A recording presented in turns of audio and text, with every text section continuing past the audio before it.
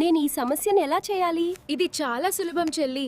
నువ్వు 23 నుండి 10ని తీసివేస్తే నీకు 13 వస్తుంది. అక్క, సంక్రాంతికి వంగూర్ వెళ్దామా?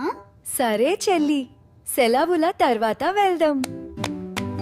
అక్క, మన బట్టలు సర్దుకుని పల్లెటూరికి వెళ్దాం. సరే, వెళ్దాం.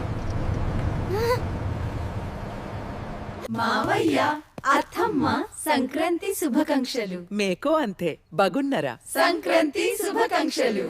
అక్క, అత్తయ్య, మామయ్య వస్తున్నారు. తాతయ్య, అమ్మమ్మ కూడా వచ్చారు. అమ్మమ్మ, నాకు గారెలివ్వు. ముందు దేవుడికి నైవేద్యం పెట్టి ఆ తర్వాత నీకిస్తాను. ఈ చికెన్ చాలా బాగుంది. సరే, తిను తల్లి.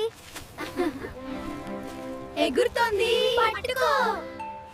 నానమ్మ, తాతయ్య, మేము హైదరాబాద్ వెళ్తున్నాము. మనం బాధపడుతున్నాము. పిల్లలు సెలవులు త్వరగా ముగిశాయి. అవునక్క.